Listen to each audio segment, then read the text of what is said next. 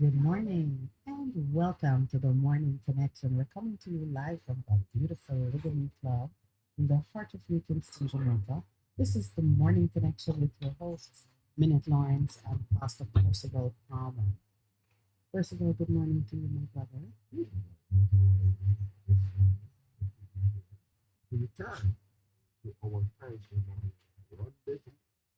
Yes, free flowing Thursdays. Of course, we haven't been here for the last, 2 weeks. I think the atmosphere forgot us.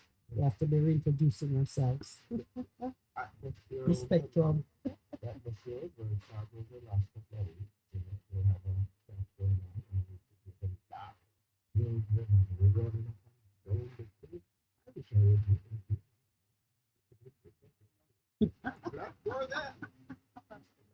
Yeah, well, no, no, you can enjoy the side of it. And it means that those of you who are watching us online, you are going to see a lot more activity than we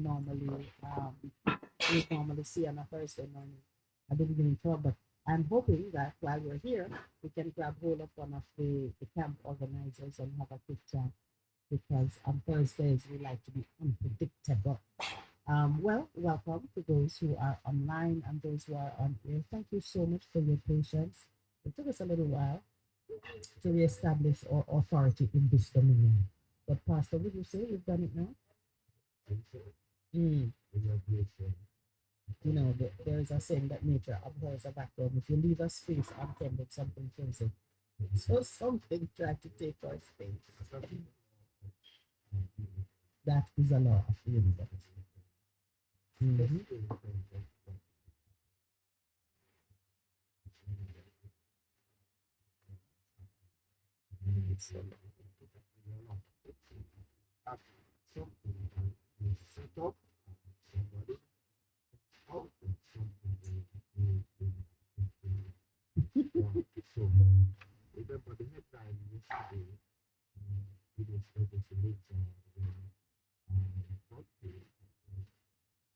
Oh, about the missing child.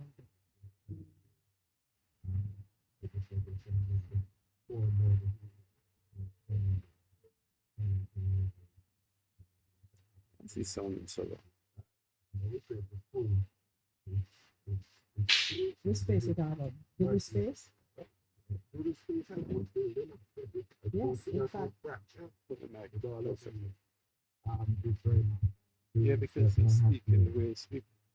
Well, in fact, to talk about that front page a little bit, um, when you read the story, and we didn't spend any time on it yesterday, so we can pay some attention to it today.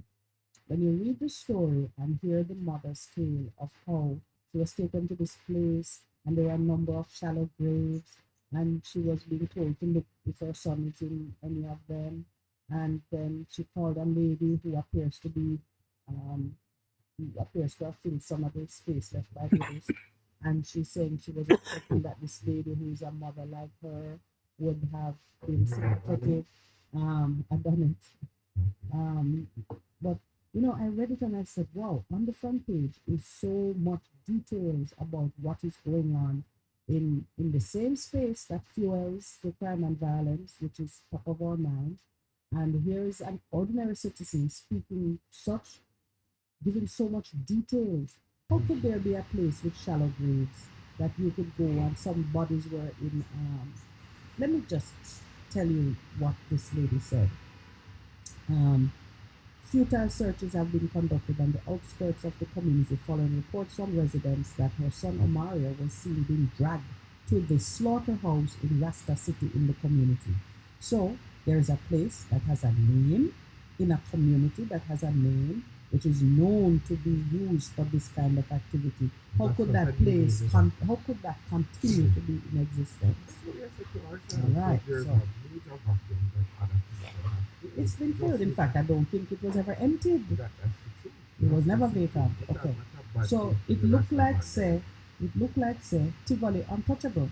Everybody afraid of there. So it looked like a Tivoli run everywhere, the mother said. So when the story come up with the foreman then I said to myself, the people them who give me the information were right, she said, referring to the discovery of the mutilated remains of four men found in shallow graves in the community.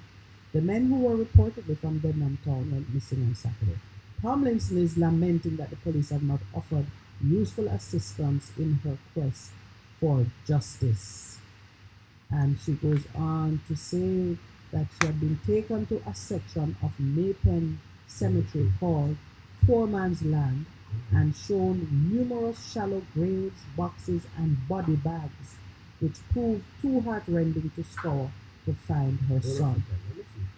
She is certain that he has been murdered.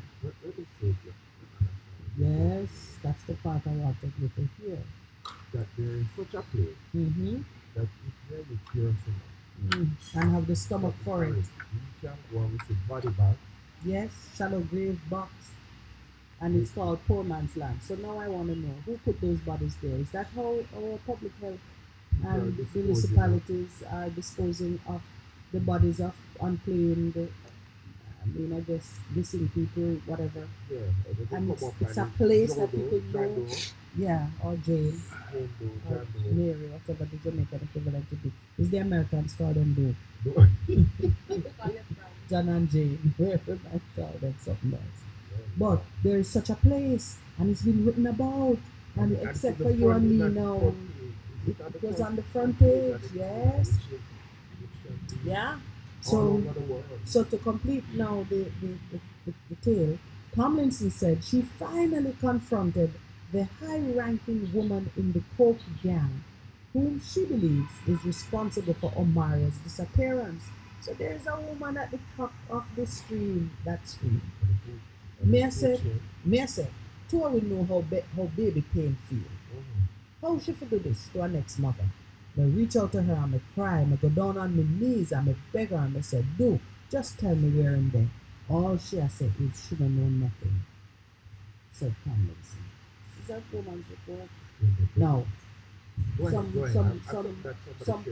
some people of other maybe social standing are forced to carry out protests in front of the police station, on the road, begging the police to investigate the disappearance of their 24-year-old daughter, which obviously involves two police officers, one her boyfriend, one her rival for the affections of the boyfriend. Citizens are having to protest to draw attention to it because they have so much information. All the time the police say to us, give them the information to assist them in investigating matters. You have citizens protesting to say, please do something about it. You have persons who they know by name and identity must know something. And we're not seeing the type of police response to it. Certainly not the major thing that went down because the US wants to extradite two drug men. We have this mother with her account, front page news yesterday, of her efforts to locate her son. And she has so much information that the police could really, for example, if she knows that this woman is highly placed in the gang and she knows that the gang is involved or she believes, the police can call in the person. That's what police do when you make complaints to them and you say, it is my belief that so and so is involved. Sometimes they publish a name as a person of interest. I know that all too well. And in my case, Lowell's case, the company officer's case, they had absolutely no physical information connecting us to anything that they were prosecuting or investigating. Yet they published our names and they went as far as to arrest and charge us. And this is for foolishness. Yet you have a missing human being, two human beings who are missing. Citizens saying this is our evidence concerning the circumstances under which these people went missing. Citizens are doing their own investigation and coming up with theories and ideas, and the police not doing or saying anything. Your turn, Pastor. Begs the question that I know of a mother in a similar situation in the community. And some of the time we hear these stories, like you said, right? Or some died, was killed, but you know what she did? It's a wailing mother, Of Zion. mother of Zion, is very much it. She loved it. Louder speak. Speak have louder, her please. son some bloody thing because it seems that they killed it and some bloody thing. And she said, Oh, we're talking about Rizpah in the days of King David? no, it was a mother day, mother respect. And she went in No, no, front. no. I mean, is this from the time of King David or is something that happened in Jamaica? Something happened in Jamaica, they tell you. Oh, and her name is Rizpah? Remember her name? Oh, I was oh, saying oh, I oh, lied oh. in it too lot. Ah, for a And she moment. said, me nah sleep, God nah sleep, me nah sleep, want justice. And she went around the community to wrap her head, she went in sackcloth. And she said, until you do something about it. And the lady said she went on for like 30 days in prayer and fasting. You know what happened? Mm-hmm. All the persons who were alleged to have been involved in the murder of that young man. Some of them went mad, them a walk past street. Them a walk What? home. Yes, man. That is a powerful testimony. I'm say, what you say? Which parish? Or she was telling you? No, She it's was in telling St. Andrew St. here Andrew. in one of the communities. She walked the streets and she said, my son not dead in vain. And you know, Smoke and you them know, out. in terms of those communities, the people know what goes on. Of course, we're seeing it based on how. And she will, and she wrap her head in sackcloth in the front of the person who are alleged. And you know what happened? 4 or 5 people involved in that died. And one of the persons who actually committed it went mad. All right. Let's tie it back to two issues that came up yesterday. Yesterday, a caller said, "Can you pray too much?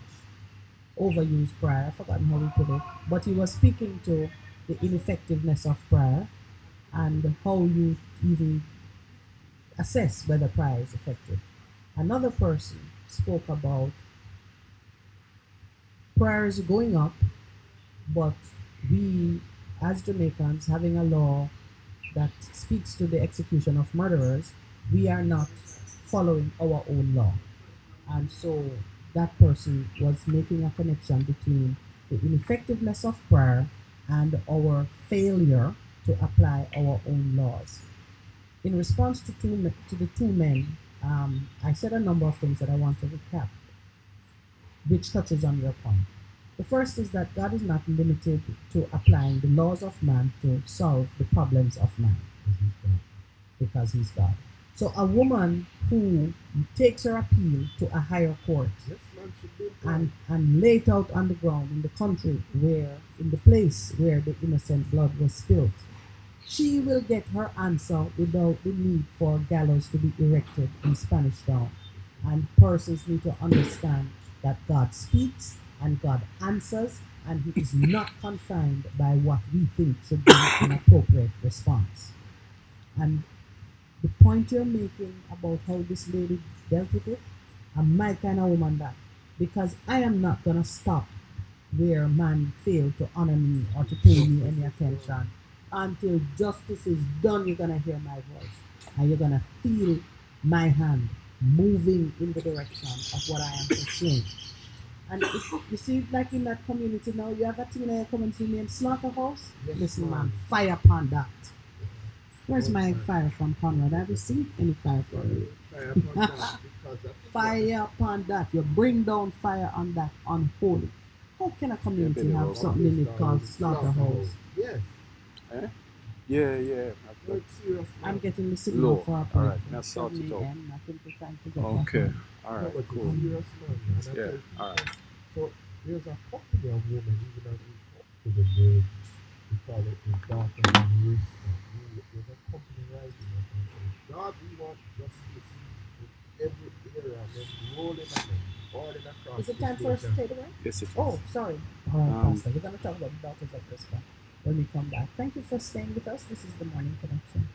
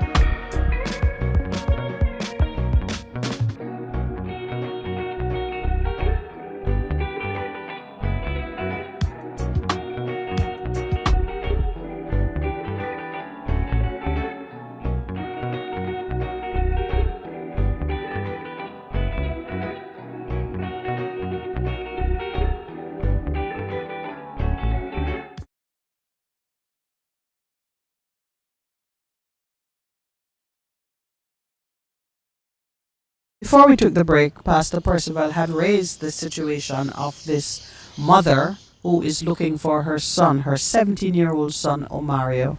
And the details of it were reported on in the Gleaner, yesterday's edition of the Gleaner. And I recommend those of us who are trying to understand the pathology of crime and violence in Jamaica, and even to understand how law enforcement responds to the concerns of citizens, this story is a good one to read. Also, those of you who are crying out for the media, journalists, to do more investigative reporting and to take a greater interest in shining a light on these issues, you gotta give some credit to what this Gleaner reporter did, because this was not an easy story to get. No, sister. The lady with whom she spoke, the mother whose child is missing, would be really what you call a whistleblower, because she is giving some of the inner workings of what Jamaicans believed had been taken down. We thought that in 2010, after 70 people died and maybe more, and More people Prime died. Minister resigned, and all kinds of drama attended the removal of Christopher Coke, whom the US wanted for extradition. We thought that we had seen that the head of the monster had been cut Oh off, man, to use a think phrase, that splintered. and the Hydra emerged. The Hydra is the many-headed creature of Greek mythology. You can't kill it because each time you cut off one head, If you go to the root, two so pop I up think, in its yeah. place. How did Hercules kill that the Hydra? Did he use Medusa? Yeah, it involved Medusa. Yeah, follow You had to that. get yeah, The because axis anything line, that yeah. looks at Medusa Mm. dies, and I Yes, think he brought becomes Medusa's so. head and used a shield with that was a mirror. Mm. I'm betraying too much of how I spent my childhood. um, Me too. so Omario is a 17-year-old boy who was obviously a young hitman in what remains of the Coke gang, and he and another youngster were involved in a shooting incident Seaview in Gardens. Seaview Gardens. The incident didn't go according to the plan of the shooter, because the police responded very quickly and actually ended up apprehending one of the young men. Omario was summoned to appear before a woman who is highly placed in the Coke gang. This is the account. And he was taken to this interview and has not been seen since. A gun went missing. Because at some other times in communities like that, when you see all of that, Well, maybe a contract was incomplete, you understand. so he went for performance appraisal, Yeah. and didn't do too well, it would seem. It has Oh, not man. been seen since. So how But long the this take place? but Because the I'm just trying to- details that, that this she's lady giving, saying, and there's a comment she makes, Pastor, that is worth drawing to the attention of Jamaicans, because we have just seen on the front pages again 5 men taken into custody in a very sophisticated, well organized operation involving the DEA and every type of agency. 2 of the men were taken on extradition warrants from the United States, and they've not even given us the names as yet. It is just so high profile and very secretive. And I'm not saying they needed to give the names the moment they went in. I'm just saying it is a well coordinated effort and a strong response to a complaint from a foreign country.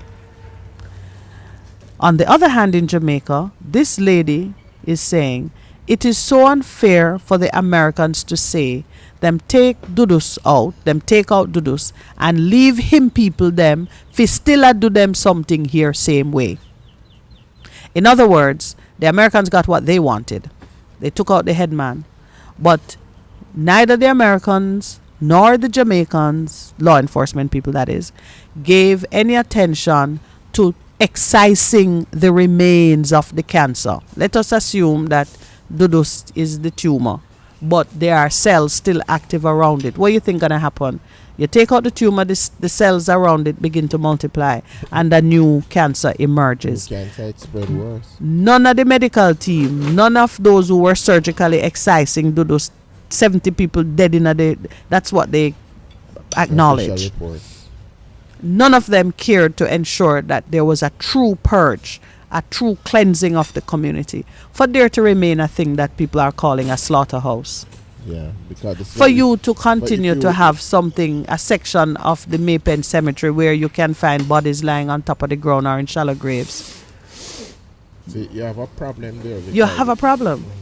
and the question the, we have often called for light, for exposure. We are seeing it This is happening. a spotlight. Yes, it's a major spotlight which gives you a good comprehensive view of what is happening. Pastor Percival, I put down a Holy Ghost challenge. If on Monday when you and I are back on air, God willing, we have not heard in the news that the slaughterhouse has been taken out of commission, meaning police has gone there, put yellow tape around it like they do to Carousel Building. Yes, I keep talking about it. If that place Have it called done also. slaughterhouse, based on the evidence of this woman reported by a credible newspaper, 'Cause that is not if just- you don't hear of the yellow tape and can take a drone and look and see that that building has been taken under control by law enforcement, I tell you, citizens need to burn it down. Yes, I said it. The fire of God. This is how citizens burn down thing, They call down fire upon it. call on fire. Yeah. The slaughterhouse needs to be taken out of commission. Just the same way our law enforcement agencies are taking evidence out of social media and using it to launch investigation, take information off of the newspaper, Yeah, and go and take charge of that building. Slaughterhouse it name, and the people practically give you a map But to that's it. where you go to the slaughterhouse. And I said, any well-thinking intelligence community, no, they know. And the question is, this thing about it's not a new concept, because we've heard it before, Yeah. even before the incursion. People tell you, in terms of how they did it. From And the how days them of folks said Siaga, that, yeah. they were talking about About some s- place in it- Tivoli that you can go and judgment is executed. And You it's don't not need to only- go not to only Spanish Tivoli, Town. there are other communities, Other strongholds that have it. have their Strongholds own that system of have justice. And we So that is one. That's part one of the challenge. And you please follow it up for me when you do your prayers and your declarations on Sunday. I'm keeping it on my list too. And the second thing is that section of the Maypen Cemetery that they call poor man's what? They call it poor man's what? with shallow graves. Yeah. 'Cause shallow I'm just grave- looking for it because we have to call it by name. Poor man's land. The section that is called Poor Man's Land in the Maypen Cemetery. Public health officials, please, you have to go there. If we are not receiving reports of the findings and the government action that has been taken with regards to those two places that have been named in the report on the Daily Gleaner of yesterday, believe me, Jamaica is going to pay for it. And I'm not Jamaica's even. gonna pay for it. Well, we are paying. No, but there's a higher price to be extracted because when you don't know a thing, like you and I didn't know about it until we read this. When you don't know a thing and you don't take action, you can be forgiven. But when all of us know, because it reached here, so come on. I tell you, I'm even thinking how we as journalists could go there because you probably can't just walk in. So you might need security team with you. But come on, man. Some praying need for go on in them spot there. Get your mask because it sound like, decaying bodies are close to the surface. Get your mask and your sanitizer on you. Yes. They're putting evidence on COVID, and this is a major public health thing. If that really exists, as the lady says, poor man's land, where you have people in shallow graves, you have body bags. And things. It's crazy, man. It is absolutely crazy. But it's got to be attended to. If we can take investigative leads out of people's Facebook posts and Instagram posts and social media chatter and rumor mongering, if police can use that to find information and do things about it. A couple of weeks ago, we were in the Constitutional Court and we were there about one issue only. 40-year-old rumors that a man was involved in the ganja trade were still speaking in his life right up to today. we were in the constitutional court to say that a man who the government say was rumored to have done something should not be paying the penalty for that rumor today. We couldn't even identify. No law enforcement officer could say the origin of the rumor, but they spoke about a database which sounds like the poor man's land cemetery that we're talking about, a place where smut and trash and rumors and malice is collected. That is the database that the police use. Is the same database that they use to put out word that this entertainer Popcorn, I hope I pronounced his name right. Popcorn. Popcorn. Yeah, all right. Popcorn is the But same popcorn is database. popcorn. It's the same. P-E-A-N. All right, let us not get sued for libeling popcorn. Popcorn. But that same database is the one from which the story was put out that Interpol used to interfere with that young man's ability to travel freely and comfortably about his business. Our own police are perpetuating rumors and gossip about citizens in the name of intelligence. So I'm saying if you go that far, and yes, you also call it national security, requires you to not throw away anything that you hear about a citizen. If you go that far and you're that diligent in protecting the country, please. The Gleaner report said then talk to the lady, and there's a building in this community that is called the slaughterhouse, and a people them killing there is not animals. Put your yellow tape around it. That is a real scene of crime, and make your investigation. That is my demand and my declaration. And the second is poor man's land. Please, we want to hear that you've gone. The bodies have been taken and given a decent burial. And if some of them, if you cannot tell from the packaging that they came out of a mortuary where certificate of death and other formalities can be traced, then it is a scene of crime too. Can you imagine? People could be murdered and just taken to a place where you treat them like that. It's entirely possible. It's possible. So And you- it could so be a you- place yeah. of John Doe's too. And a place where people John and probably don't even go to look for. Yes. Because remember, you asked me to check something for you. You remember that? Oh yes. Yes. Yes, A it man could- who had died in his car. Yeah. And no trace of any burial or any such thing. All right. So we've spent some time on that because We're talking about vacuum, that's where it started. yeah. Nature of bars are vacuum, and when you remove something, you have to ensure that you replace it with something that is With something worthwhile, Yeah, because that's the true. demon that you throw out will come back with 10 of his friends and establish an even stronger kingdom. That's a principle. So make sure you clear it out, and we do not believe that with what happened with the incursion, and sociologists have said it in terms of what has happened, and probably evidence is becoming even more glaring with our crime problem, or crime and violence problem, that we did not, some people say, use the opportunity to replace what we removed with something that was worthwhile and move us forward. We never destroyed all the links and so on, so they have grown, and the tentacles have gone all over the place that you cannot even imagine what is there. Well, my spirit is urging me to put out a second challenge. I thought Because that's sometimes the police don't pay you any mind. Mhm. As we know, citizens are protesting in my community because the police not pay them no mind over this missing 24-year-old girl. So people have to get active. There are many of you who are waiting out there deciding, what can I do? This, I cannot just sit by. Well, here's what you can do. Video the slaughterhouse and put it up on social media, or send it to Best FM. We'll know what to do with it. Video the poor man's land. Get your graphic. I've been there, I'm standing looking at it, evidence that this exists, this is real, this is not a demented mother saying anything that will bring attention to the plight of her missing son. Make a record of it. They say a picture is worth 1,000 words. Make as many pictures as you can so we can get as many 1,000 words as will bring it home that this needs urgent attention. So it's two challenges. Police, you know what to do. You should have done it already. But citizens of Jamaica, if you know this thing is real, everybody have cell phone. At some stage we need to repeat the Best FM. Get your footage in. Get it to me.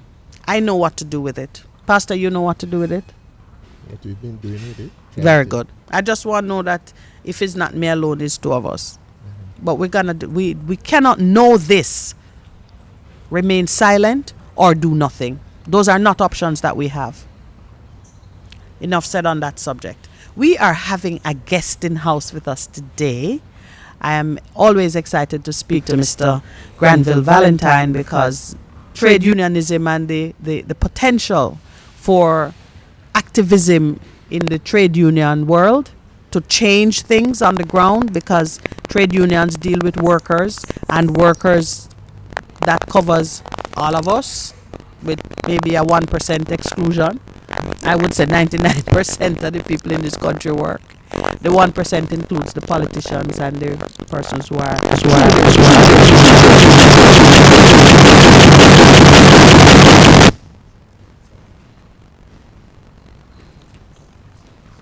and the persons who are truly retired. That's the 1% that I would say don't work. You think it's higher than that? More people don't work. Much more people don't work. Some people are retired from And I'm talking about employment now, where you are in a contract. People who work, we're doing things, we're cleaning the yard, we're cutting grass, we're cutting for somebody, we're washing clothes. We understand industry, and we understand that it is through work wealth is created or is generated, whether it is done consistently or not. It's to work. Yeah, work.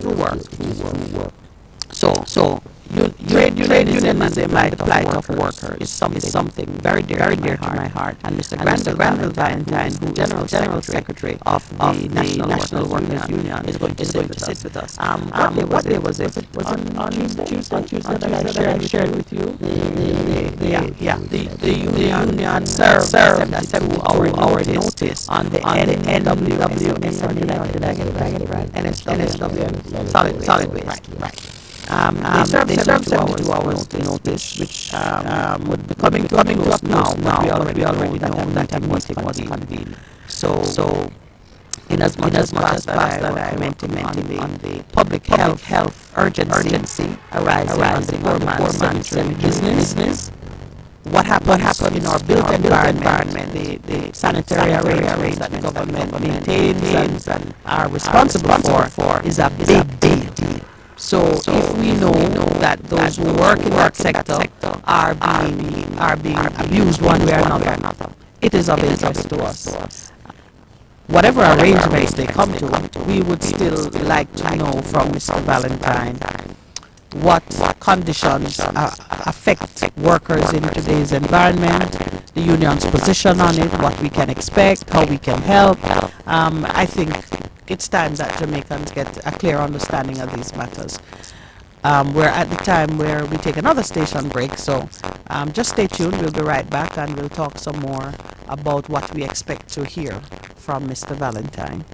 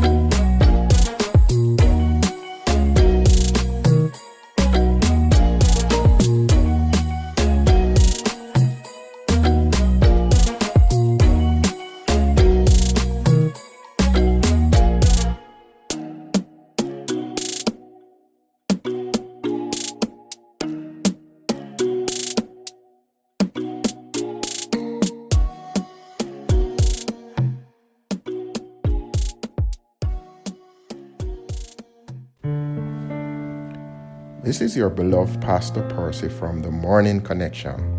Support our commitment to Jamaica by joining us on Wednesday mornings at 7:30 when we pray for the nation. Show us you care. Advertise with us. For more information, call our offices at 876-276-8935. Best 100 FM is the authentic voice of Jamaica, promoting your prosperity with better vibes and better music. Let us promote your goods and services for you. Advertise with us. For more information, call our office at 876-276-8935. That's 276-8935. This is your beloved Pastor Percy from The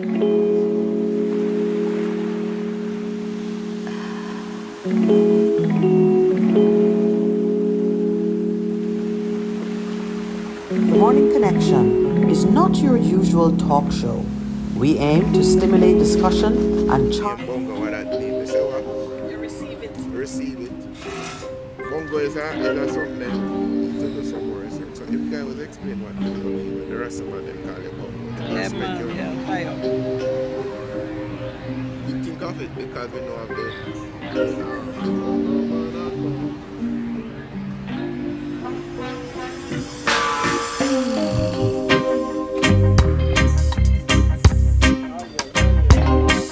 Victor. Name Victor.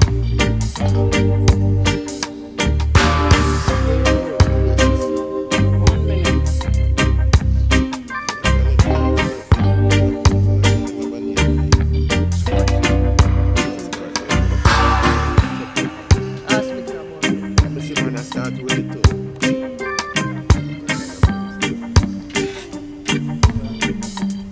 Yeah, but me not me answer for this.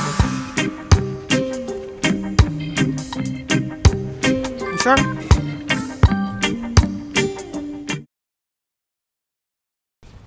Welcome back to the Morning Connection, and thank you for staying with us. To those of you online, thank you for the very helpful commentary that I am getting. You are part of our quality assurance. Truth Report says, "Good morning, hosts. When last has anyone heard from the Commissioner of Police?" You know, I've not recently, but I saw a picture of him. I think he was part of the some press briefing concerning this massive operation that they ran with the 5 men who have been taken into custody, about which the only thing we've heard so far is that they're not any brand name VIP. Did you see that? The brand name VIP. What do you mean by that? Somebody actually write that? Yes. All right, let me tell you how they say it. In the money puzzle, In the money puzzle story, they says they said like you would be surprised. You would be surprised to know who the people are. They're not any brand name. Yes, you would be shocked upon hearing their names.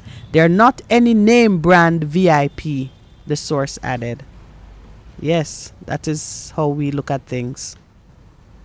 Yeah, let's see. Some lady in a place off Charlemont Avenue. Everybody know who that is now. It's just those of us who don't live close to the place who they took some high-end vehicles, and as the writer puts it, raising the eyebrows of law enforcement insiders who have question marks about her ability to afford the vehicles. 2 other cars, a Lexus and an Infiniti, were seized during a secondary operation in Patrick City, St. Andrew. Some small amounts of US dollars as well as 11 cell phones and a BMW motor car were seized. 4 were arrested, 2 of whom are wanted by the United States for extradition in connecting with transnational drug trafficking offenses. And I can assure you none of these people is connected to Carousel. I have to keep saying that. Then they say a peculiar thing here. The source said they Operation weren't Clean born Sweep, into wealth. Okay. The question is, how did they get there? Mm-hmm. They're not anybody. You would be shocked upon hearing their names. They're not any name brand VIP, What the that's source supposed to added. mean? Mm-hmm. So it mean. So I kind of write some things. I'm wonder. They show their prejudices. Yeah, But the what it tells me that if even the Gleaner could repeat something like that and don't have more to say about it, name it brand. tells you that then there's more work that the police need to do, because these nobodies, so to speak, would not be the head of the snake. You're still somewhere near his tail. Yeah, but hold a second now. As you say that, are they insinuating that if you have money in this country, you have to clearly indicate where it come from? That's true. Oh, Yeah, yes. I understand that. But when they say no name brand, it means another thing they can get from that. Is that people who have name brand are also involved in the. Tell me if I'm wrong. Also involved in this thing. So you have money and you mix it up. Yes. You understand what I say? In fact, what they're highlighting without intending is that a perfect cover for a good criminal Network. lifestyle is to be a name brand that everybody say, oh, I'm rich already. And that it is saying, Yeah. That is what Yeah. it is saying. So they don't look too deeply. If you make a complaint about, Mr. So-and-so robbing you of $100, the first thought is, why would he need to take $100 off from you? Yeah. Somebody say once Yep. a thief, always a thief. But when we were before the Chief Justice, the man who is Chief Justice now, in one of the carousel applications, and we were complaining that a bank had misbehaved in the treatment of our documents, and the Chief Justice himself said to us, this is a big bank. Why would they behave like that? I tell you. And that is a problem even in terms of thinking about it, because we have discovered, look at what happened with Enron and those and Anderson accounting. Yes, that yes. went down in the 90s. Yep. And the thing in terms of ethics, I said, they want to do it, man. Yeah, man, and they're too then big, it they don't starts need to. unfold, and you're going, really? And them a do it. And them a do it. That is how they got big, some of them. Yeah, because the assumption is that because you have a certain level, there are things you will not do. That is the biggest lie. Yeah. So that's the greatest cover you could ever have. Yeah. To be an established person of wealth and status. Mm-hmm. So you're not going to do them things. Yeah. That time you get it, because you want to continue to be there. So you're going to do everything within your means to ensure that you stay on top. And sometimes the persons of wealth and status are really, it's just a facade. The wealth had disappeared a long time ago. Okay. And the status is being maintained by the criminal lifestyle that you have, that you are secretly conducting. These are just theories we are putting out there. We have no particular person or individual in mind, though I am sure as we are speaking, many of you are saying, aha, that explains so and so. But we do have a habit of looking at persons whose work and activities we don't understand, and we immediately assume that there is some criminal background to it. That's a Jamaican All right. saying. What there's a Jamaican saying? Jamaican say that when a yeah. person nearly goes something, something. So we must stop that. Yeah. We cast aspersions on people characters without facts. So it was labeled Operation Clean Sweep. Ooh. According to Observer. The Observer. Yeah. Yes, I know. You always, you gotta give me some of what the Observer. But like so many things, it's not no clean sweep. It is pick some low-hanging fruit that won't stir the water too much and make it look like we're doing something. I always remember when I read from the affidavit that was put forward in the case against the BVI premier, how the confidential informant, who we now know was an undercover agent, how he gave them the strategy where some low-hanging fruit, they will send some bad drugs and make the police find it. Okay. And then there'd be this big bust, and you would get, and it would look as if the administration is fighting against, is having some success in the fight against narco trading. Okay. But it would be not anything of low quality. Maybe it wouldn't even be drugs at all. It could be soap powder and other things. They do that you know what I'm all saying? the time. Yes. And I think And some people have gone off the records because they mix it up. And them think it was a real thing. A season. You ever yes, but season that's weed? when you're selling it. We're Yeah, talking about when you're creating an appearance of a big drug find and you say, oh, this was worth $20 million and what a great thing the police has done in taking it off the street. But it's really just a charade to give the impression that something of value is being done. Okay, and you speak So when about- I see an operation clean sweep Mhm. and even the chatty unauthorized informant Mhm. can say these are no name brand people. Oh, Jesus. We know. Hey. You Right. know right away that somebody has been given up as a sacrificial lamb so that business can continue. Business, yeah. And up to say, Like how they take out Dudus, but Dudus business is continuing unchecked. and they talk about, remember Mr. Johnson, they say, oh, it's millions of dollars, and it's about 600, and when them finished counting, it went down. Remember Yeah, the guy yes, that- man, it the is guy was that on they less say- than 4 million. But I'm saying to myself, wow, as you say, you are the culture lady. Hello, Queen Maxine, how are you this morning? I know that you're listening. Oh, yes. Yesterday, I'm getting her ready to talk with me on the culture of wealth.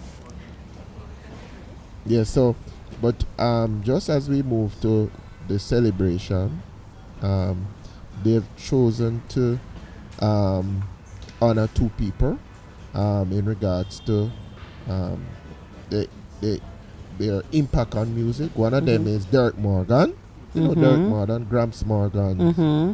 So Is this posthumously? Is it the one who died or I think his it son? probably is. I don't know. It says Derek Morgan, and Sanchez is also being honored with an award by the government as a Jamaican music icon. For So the- who's celebrating? You've got me at sixes and nines. Is it No, the Jamaican the government Jamaican is government. paying special honor to? Yeah, to these Yeah, people who alright. have done well. I know somebody with a grand gala going to be dancing and so on. And did I tell you? I'm organizing a surprise guest for you, Pastor. I told you that with the camp going on around us, and shortly persons who are online with us will see students have the started to come, activity. and they're saying, Yeah. what is happening here? So we should talk to one of them and find out what is happening. For Yes, so that's early the surprise riser, guest. Somebody's gonna come on. Eden is organizing it for me early now. one. But it is. But you remember, culture is music, and what is it? The culture is wealth, and wealth is culture. You have to learn it, culture- the wealth of culture yeah. and the culture of wealth. Right. Because wealth has a culture. Yeah. One fundamental of the culture of wealth is it protects itself. It will chew off an arm so it can live. So, like even with this criminal network, it will throw off some low level operators so the head can survive, because once the head survives it Everything can go on. will replicate itself. Yes. So these 5 persons who are described in that way, we know that there's more that we should be doing. Yeah, so Eden is organizing one of the camp organizers to be our guest. This morning. Seeing And that here they're she comes. And the children are wondering. Yeah, the I children say- are I'm curious. saying, what is happening? They turned international this morning. They are on the media. Good morning. So, go ahead. It is a brave lady, because I'm telling you, maybe if one of the men would want to know what are we going to say and how are we going to do it. Good morning. We're going in cold at the table with us now because, at the table with us now is one of the organizers. Oh, it's my friends from EduTech. Oh, my Yes, it is. gosh. You never see that? I know I read about it and I knew they were here, but for some reason this morning the connection wasn't made. My little one, who is not so little anymore, has been a member of the EduTech camp in earlier days. I see you've grown up and you're now at Ligani Club. What is your name? I'm Rachel Minter Walker.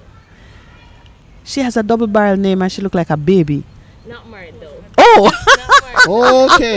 So, what is going to happen when you get married if you have so much name already? Oh, are you gonna?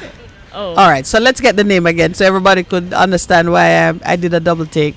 Rachel? Sure, I'm Rachel Minto Walker. But the Minto Walker is not double barrel. Those who can see her, she is still free and is she free? Maybe. Yes, maybe. Maybe. She's still free and maybe. She's I still said maybe It's a free. maybe. Oh, the right things on the way. Let's talk All right, about the Pat, camp. all right. Here. Let's talk about the camp. Let's talk about the camp. You know. Yes, let's not make Rachel too uncomfortable. Thank you so much for coming in, Cole, to talk with us. No problem. This is the Morning Connection. We are the morning show on the Best 100 FM band, and we see that you're in our space. So naturally, we gotta know a little bit about what you're doing. When did the camp start? It started in 1994, and it started this month started July 4th, so we only run in July.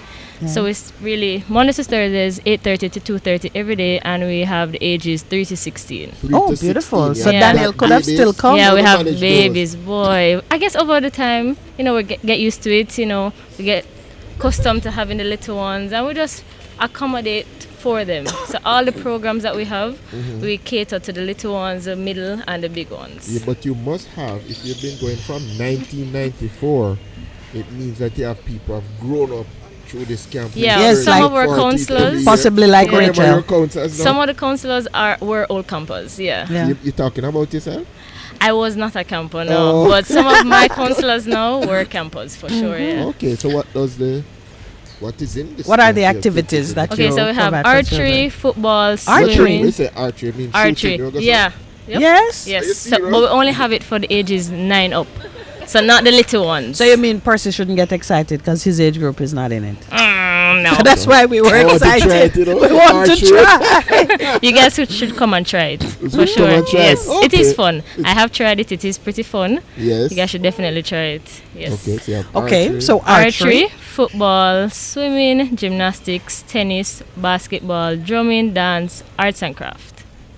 Yeah. So it's a full exposure in terms of what the children who come to the camp. are Yeah, they get exposed to. everything all in one. Yeah. And they get food too? Well, not provided by the camp, but we do have food that's available for purchase. Yeah. Okay, so just come, expend the energy, and it will force them. They're hungry, so they need to get Yeah, something. definitely. So there's a floor for JD's Cafe. Yes. Oh, exactly. yeah, Yep. JD's Urban JD's. Cafe, getting Mhm. some Yep. thing and thing. So are you still taking persons into the camp? Yes, we or are. regist- Yeah. Oh, so let's make it clear to those who didn't know that the Gani Club is hosting EduTech Summer Camp. Right. How could one sign on? They would just need to come here whenever they're ready to sign up and just fill out the registration form. Once the child is 3 to 16, in that age range, they're free to come and sign up. And the free to come don't mean that there's not a cost. It is 15,000 per week, Mm-hmm. just to be clear, not free of cost, 15,000 per week. Okay.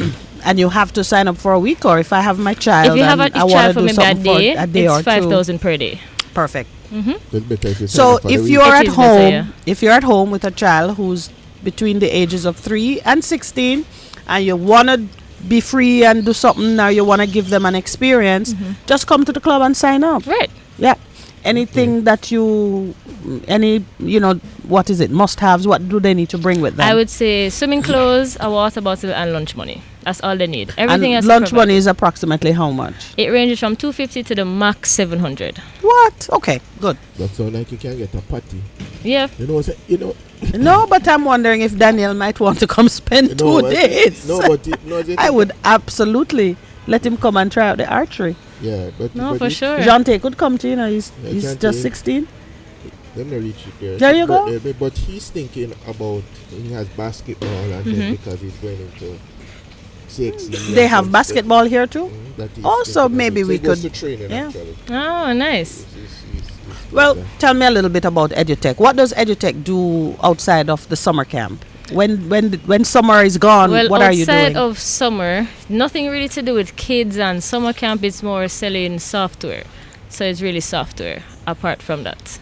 So a EduTech is a totally different software spin. company. Yeah. What kind of software? Okay, that's Or it. I've taken you out of your depth. Taking me out of You have my a beautiful usual. companion standing over there. You know about EduTech software? No, they're just They're just here they're for the running the summer. camp. just here for the Okay. summer. Just here for the Okay, so what summers. do you do normally? You're still a student? Yes, I'm doing my master's at UE. Oh, in what area? Sports business management. Oh yeah. Yeah. Oh yeah. She's part of the new culture that's emerging in Jamaica. Let me take you. So, sports and business management. You think you want So- to take on some new up and rising? I would love to. I would love to. You take So a- hopefully when I'm done, I can really, zone in and, help some. So you're really scouting for talent. I am low key, low key, low key. Low key. Yes. You can manage him. 'Cause Perfect place right here. Okay. So we do have competitions and we do let parents know, hey, we think your child has a talent. In Because, this or we that have little area. competition and we said, hey, this child is good at football. I think Or you should, basketball. put them into Into the a program. Yeah, Okay. Yeah. that's for great. sure. Hmm. And- You're and- doing the absolute right thing. Start Yeah. early. And Yeah. if they don't know how to play the sports, 'cause a lot of kids will come here, they've never been exposed. All the coaches, they teach them They how teach to the play, fundamentals. especially swimming. Teach them how to swim, Mm-hmm. teach them how to, kick the ball, dribble, everything. So they do leave here learning something new. And Yeah. maybe deciding that they have a They love do for want one to thing do or it, yeah. another. And That's great. It's great. As you've talked about wealth is. Repeat. I have to get used All to right, it. so- Wealth is culture and so on. yes, so One of my the things co-host that is- and I are going to be doing a series Mhm. on, this is how I have framed it, the culture of wealth Mhm. and the wealth of culture. Ah, You're in the wealth of culture part of it because Sport. you're looking to create wealth out of Right. the cultural expressions in the physical form. right. And the culture of wealth is what you will acquire once you have made the wealth. That's you will true. know how to protect wealth, how to behave when you are wealthy, is true. and how Yes. to perpetuate and preserve wealth. Yes. So you I got like it, that. Pastor? Yeah, The wealth of culture and the culture of the wealth. of culture and the culture of wealth. Yeah, but it's true. And just as you're finishing up your masters and Mhm. thinking of sports management, do you think it is an expanding thing here in our country? What is happening like with track and field? I think it is expanding with our major sports, but not our minor sports.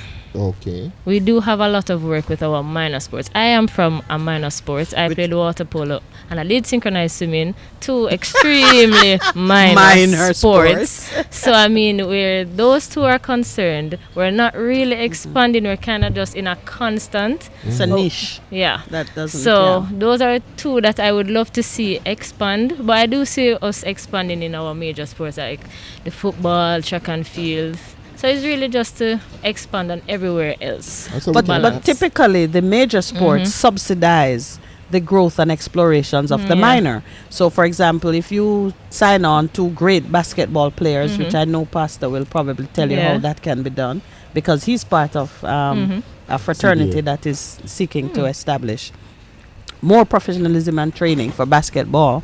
If you sign two big clients like that and they Oh, have girl, children you're set who for like life. No, you're set for who real. like That's synchronized. true. They may have children who are into synchronized swimming or into polo. That's true. And they will invest money in training facilities and Yeah, that is true. That yeah, is true. so- That is how we might have worked out in the past.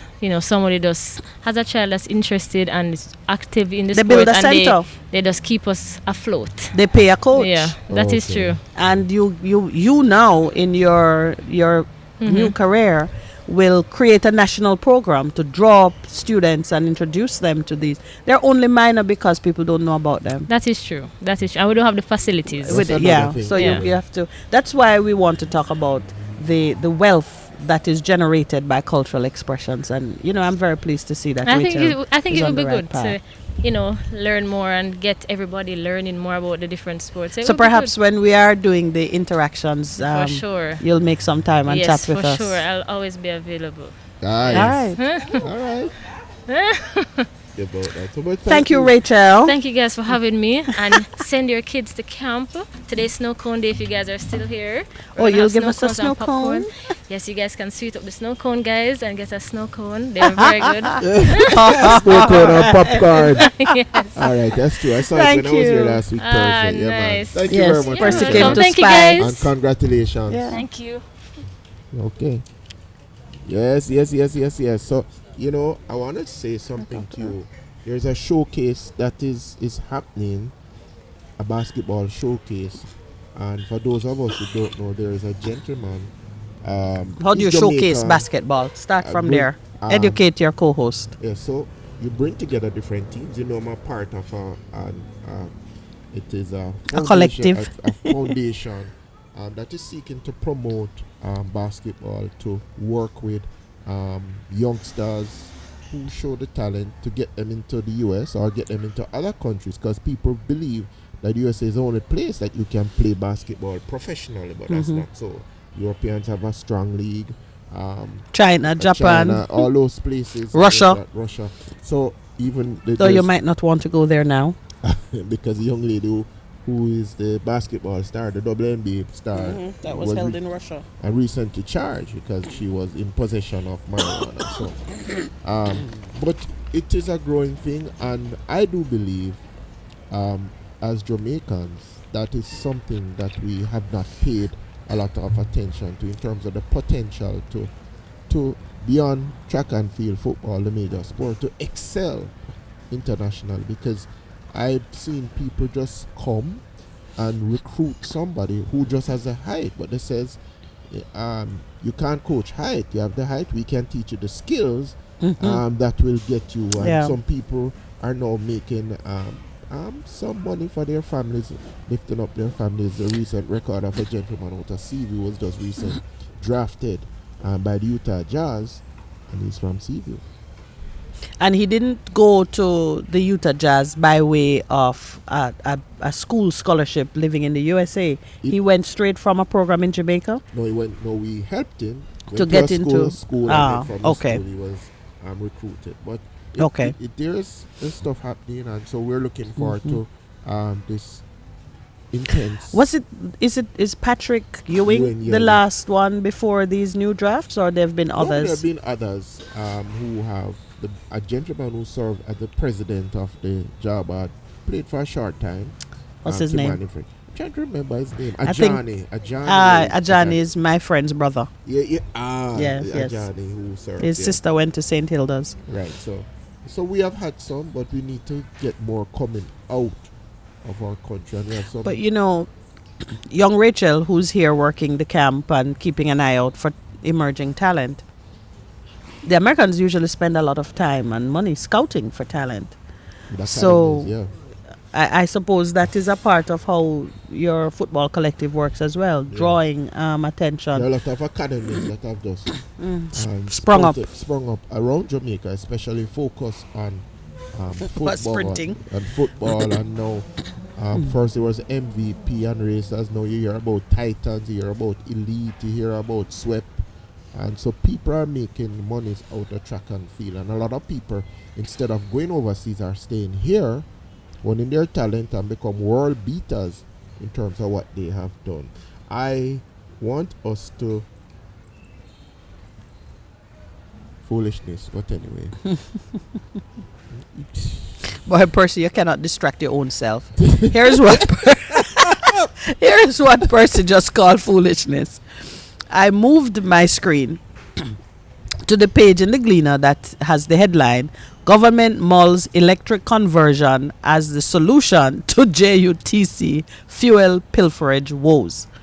Foolishness. And Pastor says foolishness. It's foolishness. Which I know he's going to tell us why, but it's one of the topics that's been working in the back of my mind, because some years ago I had the opportunity to do some work for JUTC while it was being run by Mr. Colin Campbell, whom many say is probably the first individual to have made JUTC look like a business. Yeah. Of course, the PNP lost the election. He had been put there under the PNP administration, and everybody knows Colin used to be a PNP minister, and so that there's no chance of him. Absolutely. And then you have somebody there who don't know little squat. So they put another party apparatchik, because this man Abrahams is a JLP. Yeah, and don't have little squat. Strong man. Let's call it that. Because they're saying that means you go to university. Let me just introduce you to your microphone. You go to university. Yes. And then somebody who don't even have a first degree, and it says what it is, and know that person is the head of the yes, entity. man. Yeah. So since Colin left, JUTC has gone down and downer. You know they say dumb and dumber. You can go down. What has happened? it has just gone straight down. Don't stop. It just keeps sliding down. So now I think they've announced $5 billion loss or something like that. They're expecting. This is an this is an institution that can project losses. Project profit. It Yes. can project losses. So I think it's gone to, like, they're projecting either $5 or $8 billion loss. I've forgotten what it is, but it's in the billions. And high on the Auditor General's report is the issue of fuel theft. They're saying it's theft, meaning you buy it, you can't account for it, there's no evidence it was used in the business. And they're saying that it's an unquantifiable sum, which is weird because if you spend money for it and it's measurable, there's no way it should be. Anybody. It should defy No. quantification. Anybody, because one of my areas of expertise was in inventory and management of it. Yes. And I remember when I got that job as a youngster, the guy looked at me and said, "You see this?" And he took out this balance sheet and he showed me, say, "I don't want this. I do not want this. There is no reason for this to happen." And I go to our principle. It's a kingdom principle. When God was creating us, what was the first thing that he did? He set thing in order. He set the thing in order, and we've come up to our 8 o'clock break. Good. So Pastor can teach us some more on that subject when we return. Please stay with us. It's the Morning Connection, live from the beautiful Legany Club.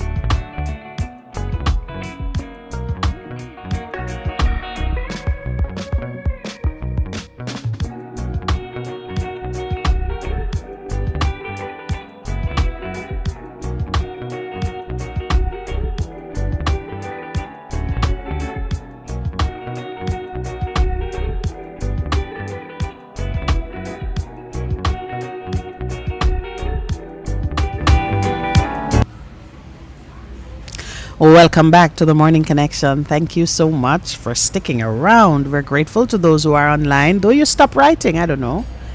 Maybe I need to refresh my screen. But That normally happens. no, yes. Delroy Henry says, "Let me say a special shout out to your guest. The location is beautiful. My only concern is the audio issues at times. I think we've got that under control now. I pray that it is so. Yeah, but you know, Also to our people on air who As we we won't went get to speak to today. yeah, as we went into the break, I was talking about Yes. how you fix problems like that. Inventory control. Yeah, you have to set order. Everything in its right place, somebody responsible for it. And with what has happened with technology, that's an easy fix. But the question is, do they really want to fix it? Because if you are having five $5 billion In losses. expended, and a major part of it is inventory. It's not something new. It is something that you can plan for. You get a But bright not- young not- man to write a app for it. Yeah, but not only that. Fuel is one of their largest inventory items. Yeah. So How do you manage that? you must invest in proper management. Yeah, I had somebody write something on that. So I'm saying it is the will to get it done. As I tell you, my boss said to me, I remember I was about 23, 24. I was coming from another entity, and look, he interviewed me, say, "You're a good fit, but you're resistant. What I want to do, my son." But he put in front of me the balance sheet, and he put in front of me the inventory, and him say, "You see this? We're losing." This was in the 90s. We're losing $3 million Jamaican dollars a year between finished goods and raw materials. And him say, "Fix that. You need to fix it." And the first thing I did was to establish order. I went through the works and I said, this cannot be a warehouse.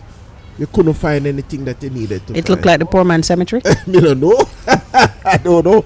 But I did that, and we went and we cleaned up the place, everything in its right place, having everything in its right place, and somebody responsible for it, and putting in the requisite systems. At the end of it, it says, "Wow, what you have done." And then another problem emerged, and I can tell you that story off here, but it was interesting. But the established order, which is a principle of the kingdom. Order. When you establish order, you can fix everything, which is a principle that we need in our country. Presently, we spoke about vacuum. Establish order. You have one order. You have one order. I'm so sorry, Percy, but I'm watching the chat. Why And not? Conrad just said, "No, it's the PNP stealing the gas to make the JLP look bad." Oh. we are beyond that now. We are beyond No, that but- article but- on it, but it's true. Yeah, but he has raised something which is a recurring response that we're getting. Around- So about look what's the issue. happening now. To your point, you've said what your experience is, and you know that it is manageable. That cow can be belled, or Yes. that cat, or whichever creature you want to liken it to. It is if you are interested in making the investment and doing the right things. What we see in the headline is that our Prime Minister is signaling that since we can't control the fuel pilferage, let's shift to electric vehicles. But that's there's money in somebody's pocket, you know. Now, it is good that we want to move away from fossil fuel, reduce the damage to the environment by using an energy source that is less harmful. And I know you have plenty to say about how they're gonna get the electricity, but so let's move past Okay. that particular objection and consider what we keep doing, because you see a pattern emerging. We know that our staff stealing stuff. We know that management is incapable of controlling it. But the thing we change, we don't change the variables that We have control. we have over. control over now. We're going to change the source of energy. We're going to change the fuel. Because the people who steal, it's the fuel why they are stealing. Oh. So if we change the fuel, they'll stop stealing. No. We don't think that if the people who steal don't have that to steal anymore, they're just going to steal something else, because that's what they're doing. They're stealing. So then it's going to be the parts, although I'm sure parts are being stolen as well. That It's was just another that problem. fuel is Remember, at the somebody height died of as a it. result of that. Yes, the chairman. Yeah. Yes. So they're going to just steal more parts, more tires, more thing. Then you got, oh, please. Jamaica is a place where our ingenuity in breaking rules and doing what we feel like is infinite. Yes. There's no limit to it. From top to bottom. From top to bottom. So, couldn't we work then on improving management systems? Yes. Getting rid of the thieves, Yes. since most times we know who they are, Yes. and let that be the solution, and then the I'm transition. from being a feeding tree. Absolutely. Let it be a real business that is giving value to citizens instead of a slush bucket where you can throw the people that must have a job. Right. We have to change. Come on, man. that. Elevate Come on. our thinking. So, Prime Minister, I give you a low mark for this attempt to make it seem as if the move to electric vehicles is a solution for this problem. It is not a solution. It is a band-aid and not a good one. But it goes back to the statement that he made, and we need to not leave it, when Gordon Robinson About spoke the underpaid people. yes. Come on. Because Gordon states it well. Lead by example. You're spending all of this money to construct a new parliament. Is 50 million US dollars. It was the price tag on it. What are we doing that for when there are more Urgent issues necessities. that we need to fix, and we can fix? We keep moving it down. Send the fool a little further down the road in terms of what is happening. Come on. They're real. My thing is, a lot of the problems that we are having, are we give ourselves the problems, because there are fixes to the problem that the common Jamaican man sees and knows. I want to give you an example of what we're up against and really how simple the first solution would be. At last Friday's sitting of Parliament's Public Administration and Appropriations Committee, JUTC Managing Director Paul Abraham said that the company has been battling a very big challenge with pilferage of fuel from its inception.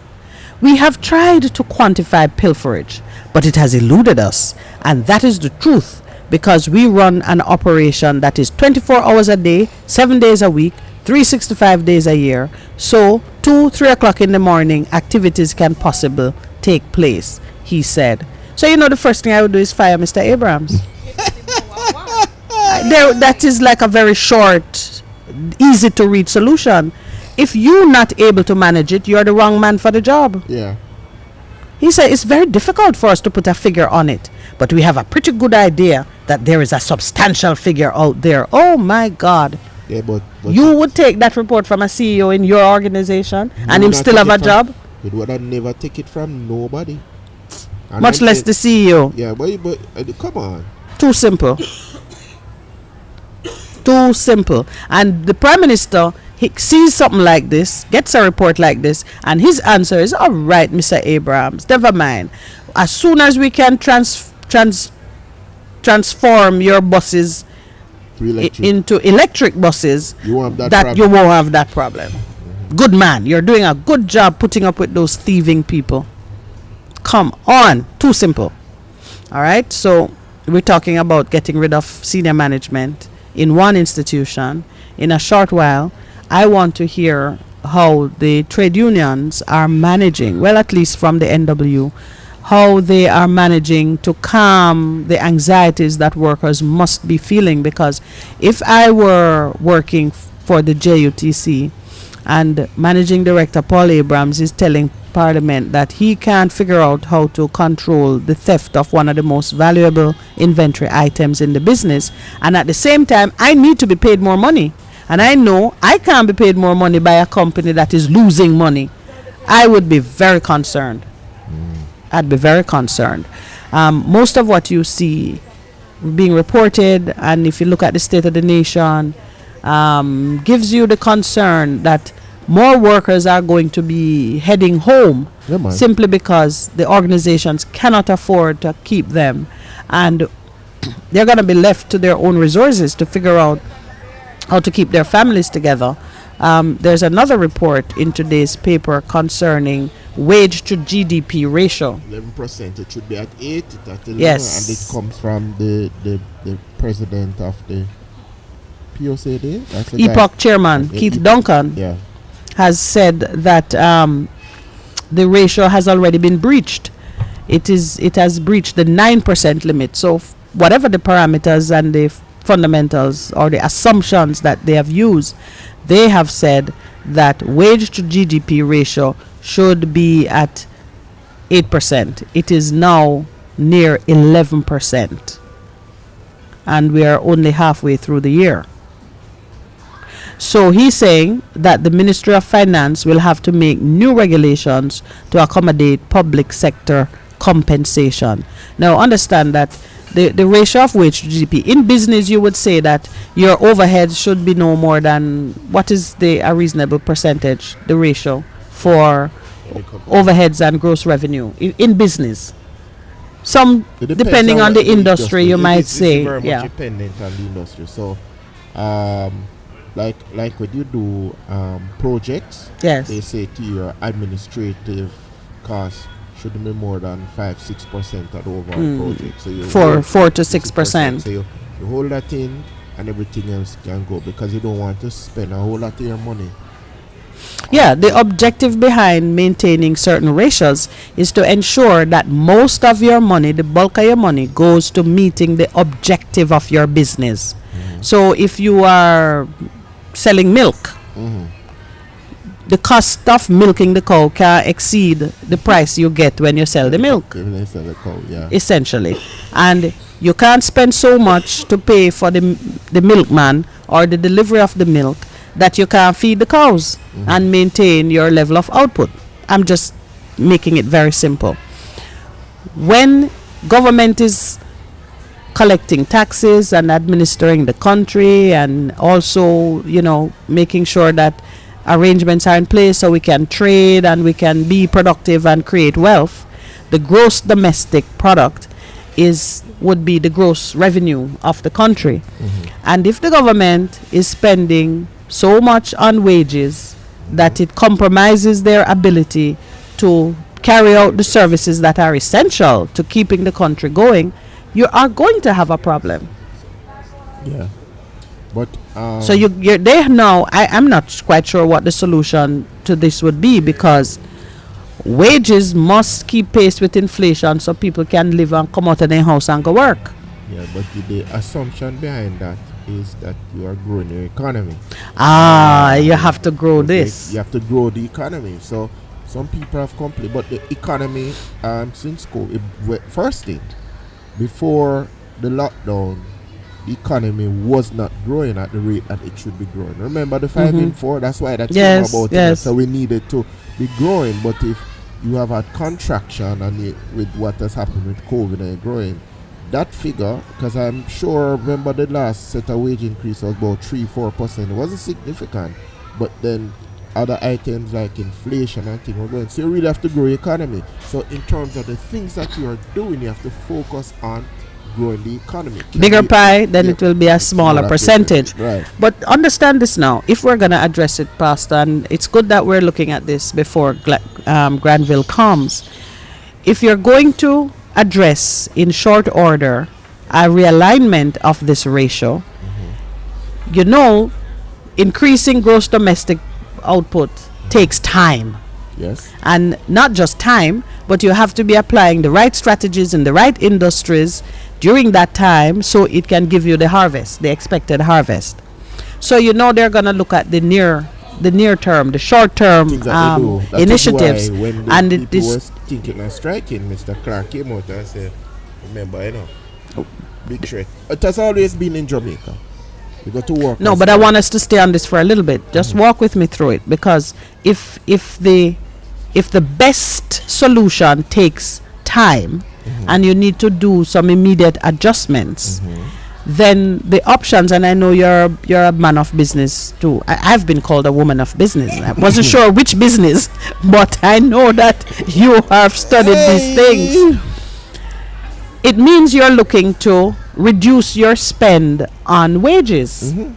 And you do that by firing people. Man, a whistleblower, man, on the stay there. You do that by cutting your staff. I mean, I hear Duncan is talking about greater efficiencies, but efficiencies won't do it because people are not going to accept less money in a high inflation time. So your options are very, very limited. So what do you do?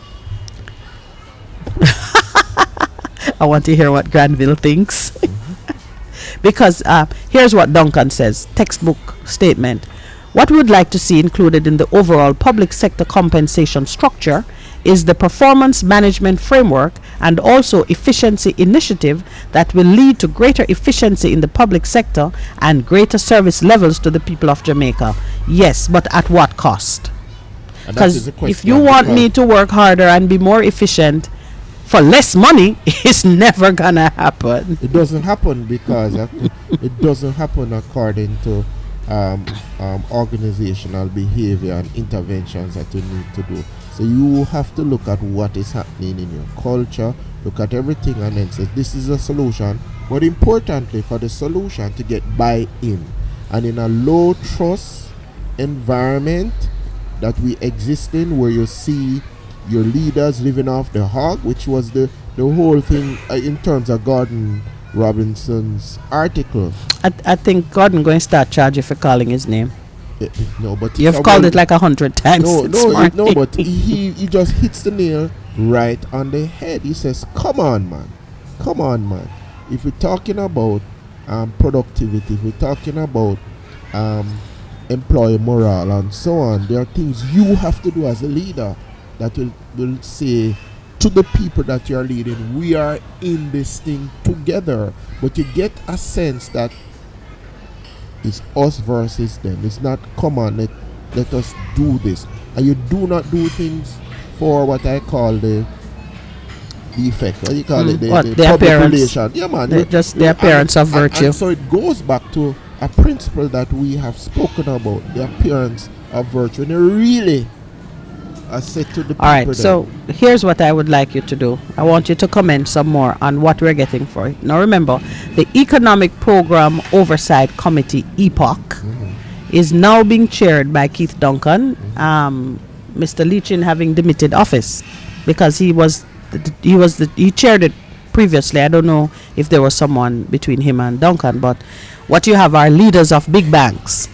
Big banks, big money. Yes, and Mr. Leachin, Mr. Leachin, NCB, Mr. Duncan, JMMB.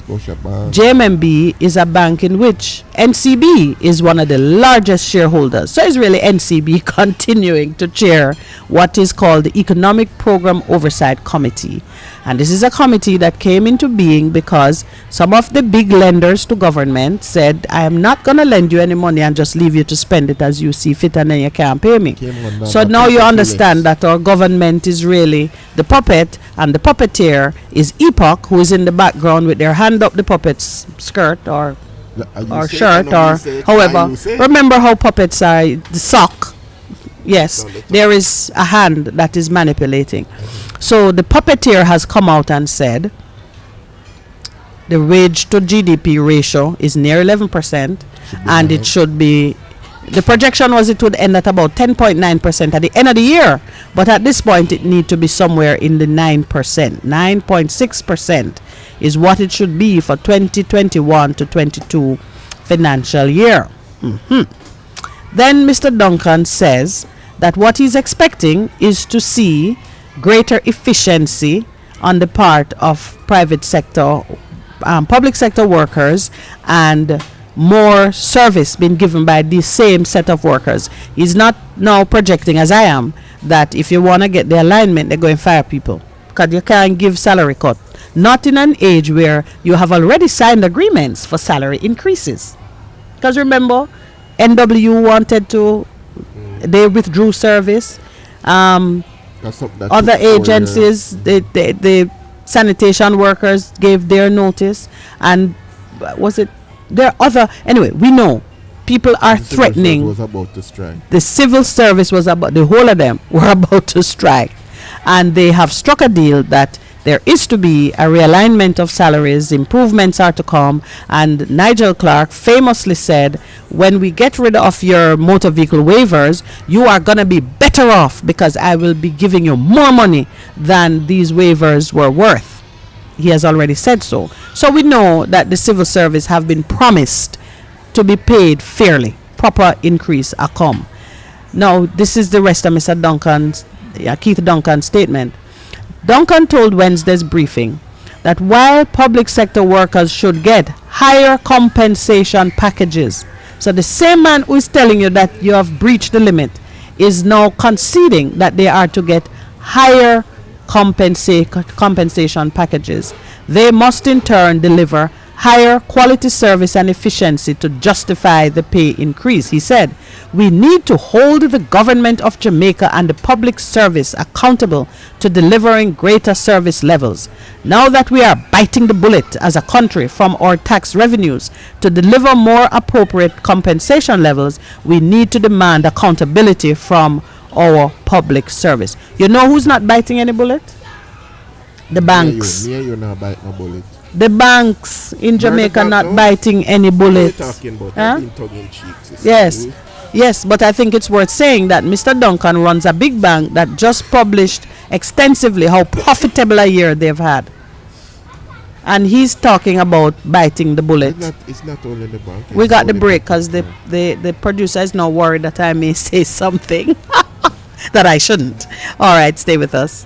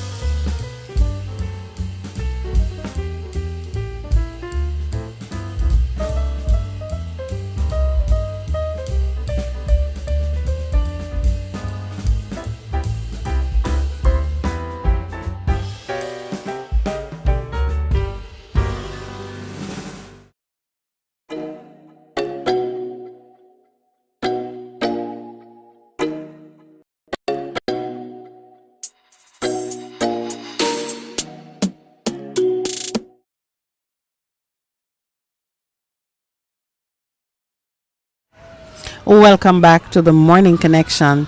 We are here, and if you can hear some of the noise behind us, we are so pleased to have the sound, the laughter, the noise of children as a part of our backdrop.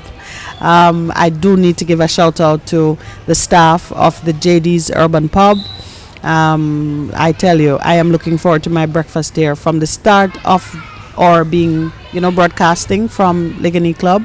I have spoken eloquently and generously about the excellence of the Jamaican food that you get here, the breakfast, the ackee and saltfish. Sometimes it's ackee with corn pork, the picked up Or just mackerel, pork alone. or, Pork or just alone. corn pork. She's a Corn pork pork cooked eater down here with to all of onions the- and tomatoes. All of my friends who Empress eat the pork here. Well, Empress was in the vision with Peter that said, "Rise, Peter, kill and eat." Call nothing that I have made unclean. Bless it and eat it. This Empress will never starve. So you can go and talk. Yeah, but no, the food here is great. I did spend some time talking about the corn pork. But there's ackee and saltfish for the purists. And there's your usual, continental fare. The eggs done anyway with the bacon and the callaloo and so on and so forth. No man, they do good food there. And it's not just the breakfast. Their dinner menu and the options here are equally delightful. So, and if you are looking to stay somewhere in the city, I gotta spend some time giving props to my sponsors. If you're looking to stay in a quiet, scenic environment in the city, the Ligani Club is an option. Small boutique hotel, just only 30 odd rooms, so it's easily filled, but very peaceful. To do a conference here. Yeah, right in the middle of the city. The swimming pool, the walking trails. You're right next door to Emancipation Park if you want to go and contemplate the statues that represent freedom. It's just a really downtown. really great place to stay in the heart of New Kingston. You can walk to anywhere you're having your meeting if you're meeting with any of the big five. The big five, okay. Yeah. That's what you call them. Yes. Yeah, I just borrowed that expression from Africa, where the five great animals of Africa are called the big five. Oh, which is what? The giraffe, the lion, the rhinoceros, and what? Is the giraffe among the big five? He's certainly worthy of a stare. He's a tall But five. Tall five. He's a tall five. He's really tall. Yeah. The lion is in it. The hippo is in it. The elephant. The tiger. Who's missing? Anyway, you can feel. I have a placemat. A set of placemats that I bought in South Africa from when I went on a little safari there, and it's called the Big Five. And the Big Five, okay. Yeah. When I went to Kenya, I went on a safari too, and they had us. I see the lions. I still have the pictures. Did I say lion? Could I have missed out the lion? The big cat. There are two cats in it. What happened with Lowell and the safari? Which safari you went to? Oh. Oh, my producer, how darling of him. He's citing his visit to the Disney safari, where by the end of the day I concluded that the ducks and the lions were animatronic. Oh, you did? It was real lions and ducks. Me said them that because the lion stayed in one place, did not budge. I think he turned his head and yawned, which you can always program with a computer. And the ducks were swimming all day. Every time you passed the pond, the same set of ducks were swimming in a circle. And it dawned on me, I'm like, well, this is Disney. Disney built every kind of computer generated product. Why do we remember now? You're not to go near the lions, and they're far away. You can barely see them, and the duck is over there in a pond. It could easily be robots. Yeah, no. But speaking about, I wonder what's happening with the in St. Elizabeth. Remember, NEPAD locked down the place yes, that didn't have by a lion. Remember that? Yeah. You're saying one of them was animatronic? No, either the man or the lion? Could not have been. I see. But I just thought, in reflection on that whole incident, you can't just bring a lion or those things into Jamaica like so. So they must have known. He must have gotten permit. Of course they knew. Yes. Well, but what happens to us? We're reacting. Not that he must have gotten a permit. They must have known. It is entirely possible there was no permit. Wow. But everyone would have known. That lion is not a cat. You can't say he grew and I didn't realize. Some things have become so absurd. It is so absurd. It is the reality. Say no, man. Yeah, and I want to do a quick comment on that. You know what has happened to us, Minute? Yes. God has revealed in himself in nature and things that are so simple. And we have taken a decision. Said, we God don't know him I do, so we are gonna do our own thing. And what God said, He has allowed them. Alright? Don't reject me. So in rejecting me, these are the consequences of the rejection. Oh, you remind me that Yeah. I had taken down some passages from Hosea, Yeah. the prophecy of Hosea, and largely because callers were expressing their views about does prayer work? Why are certain things continuing even though we are protesting and praying for change? Because And yeah, I the looked main at part we have just rejected. I looked at what happened with Hosea. Hosea, one of the minor prophets, but his contribution was stellar. That is a man who was called to marry a prostitute and let his life with the prostitute be a living testimony of how God felt about the disobedience and the defection of the children of Israel. And of course, as you know, these things are patterns. When you read the Bible, An example. there are patterns and examples that reveal to us the character and the nature of God and how He relates to man. And if He did it one way this time, it is the same way that you can see it being done. And many people recognize that what Israel of that time was no different from what's going on in the earth at this time. In Jamaica, we can see it plain as day. Okay. Sometimes you read it and you think that, oh, this is a commentary on what happened yesterday. And yet it is an account of a society hundreds of years ago. So the prophet Hosea was called to marry a prostitute, have children with her, and then she would return to her. She would behave true to type. She would live with him for a season, deliver the children, and then she was back on the streets. And the poor man was told to go back and take her and tell her, no more with the prostitution. Stay with me for a while.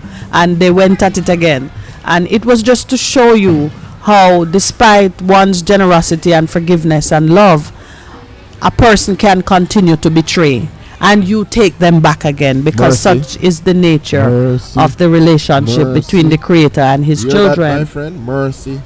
Mercy. Always there. And that blows your mind. That's what I was saying to a believer. A caller, not a believer. A caller Yes. yesterday and was taking You are me to speaking task. prophetically. Yes, You I- shall be a believer yet. Yeah, to say no, my brother. There are some things based on how it is going. I figure it should go so. And I said, this is it. And God said, no, that is not it. Because there are some things that I know you do not know. And it comes back to a fundamental thing of trust. I just want to highlight this even as this. You're going into Hosea? No, I'm not in Oh, Isaiah. I just okay. want to, the young lady who is a top pep performer. You know where she come from? Country? No, she's from Greenwich Town. She's from Tarrant Primary. She's going to Campion. I'm loving the drumming, which I'm sure everybody's hearing. Yes, yes. She said, you know, 387.1 with high proficiency. Why are you whispering, Pastor Percival? I'm speaking into the mic. I'm speaking loudly. She also copped the top pep performance student award and principal top girl award at her school, and she's so excited. This is a big up to her. Name is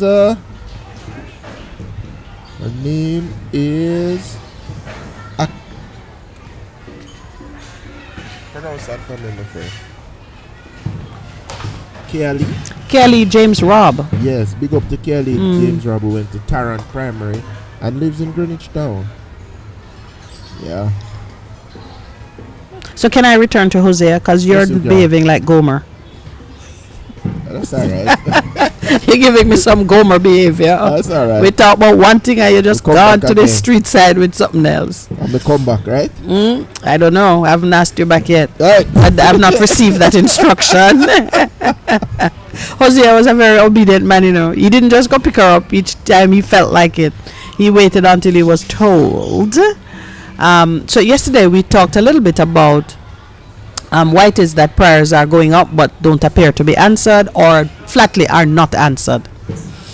And I saw one of the answers in Hosea chapter 4, where the prophet was saying, now, speaking the mind of God. But let no one bring a charge. Let no one accuse another. For your people are like those who bring charges against a priest. My people are destroyed from lack of knowledge. Because you have rejected knowledge, I also reject you as my priests. So sometimes the people who are praying have been rejected. Nothing they say will leave the sanctuary. So there are many churches in Jamaica where the daily prayers are going nowhere because they have been rejected as priests. And here's why they have been rejected. Because you have ignored the law of your God, I also will ignore your children. The more priests there are, the more they sinned against me. Like Jamaica with its many, many churches that all the Guinness Book have to take note of us. The more priests there were, the more they sinned against me. They exchanged their glorious God for something disgraceful. They feed on the sins of my people and relish their wickedness. And it will be like people, like priests. I will punish both of them for their ways and repay them for their deeds. So I am very mindful of that reality when I see that prayers are going up from certain quarters and they are not being answered. I can know when God has rejected a priest. And you know, it's not a laughing matter. Who's laughing? It is a time for reflection in the sense that people are saying, why is it that my prayers are not being answered? If you not ask yourself that question, you might as well stop praying. Because I know people prayed and their prayers answered, and other people just happening because it goes back to a heart condition, and they believe because you know over time you can be so caught up in yourself and what you think you're doing that you're forgetting what was the original intention of why you were doing it. Because when you pray, you are recognizing, as I say to people all the time, it is He who has made us and not we ourselves. If you understand that, according to Micah 6:8, you always heard me reflect on it. To do justice, to walk, and to walk humbly with God. Some of us, like that Pharisee, go up and say, oh God, you see us, and you see I'm not a sinner and all of that. And Jesus says, and the little man come and say, Father, you know see me I'm a sinner, but me need your help. And he said, you know, answer that man the prayer. And some of us are praying like that and not recognizing that it's not going further than the roof in terms of the response. Yep. But God is God. And so let me pronounce now from verse 19, because I love the prophetic word. I love to search out what is the principle, what is the consequence of certain behaviors, because one, I want to be guided by it. I know You that have to be guided by it. I need to know how do I get myself out of this. And the truth of it is, if I hadn't fallen into so many holes, I wouldn't develop a skill in getting out. And I'm sharing with you some of these things. This is the consequence of the behavior that we're talking about now. A whirlwind will sweep them away, and their sacrifices will bring them shame. What does that tell you? It means some of the people who are guilty of the greatest crimes are showing up to offer sacrifices and prayers. And they're just going to whoosh, gone. So to those who are perturbed and considering, okay, what next? Because we're praying and we're praying. There are a number of reasons why prayers won't be answered. The first thing is, and let me clarify, Repentance. all your prayers are answered. Take confidence in the scripture that says all of his promises are True.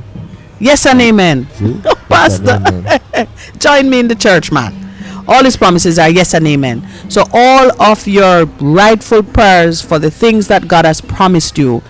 He promised you a house because he never put one person here to, except for Nebuchadnezzar, who was told you are going to go out in the field and eat like an animal. You know, put one human being to eat grass and live under the tree. So you're going to get house. He has promised you a house. You're praying for a house. That is yes and amen. Has the house materialized? Not yet. Not yet. Have you asked yourself, why hasn't my house shown up yet? Because surely I need it. You got to ask yourself, why am my prayer not effective? Your prayer might not be effective for two reasons. One, you are in punishment because you transgressed. If you want to get out of punishment, repent, repent, repent. It's the pattern is there. Maybe you're not in punishment, because the other answer that Christ gave to his disciples, who said, why are these people blind from birth? Whose sin is it? He says, for my glory. Not a soul sinned. It is a setup for the glory of God. So, when you are undergoing great trial and persecution, and you have searched yourself and you know you have not strayed, you are still in covenant with God. And by straying, I don't mean you're perfect, because none is perfect. But it means if you've fallen, you've got up and repented, and you're seeking and seeking and seeking, and you're in alignment with the will of God. But you are still suffering and struggling. Your house that is right there, you can't get into it. People change the price on you, or the government inspect it and say it's no good, we have to tear it down, your house is gone. Then you know that there is an answer for you that is gonna just give God glory. Meaning, if all you could get was a 2-bedroom house, God going to give you a 10-bedroom. You understand that He's gonna do something so magnificent for you that people are gonna look and say, hold on. Wasn't that person who said what the other day me have show for now and a fleet of cars? You see what I'm blessing you with, brother. Don't know if you want it, but it is yours. If you believe it's yours.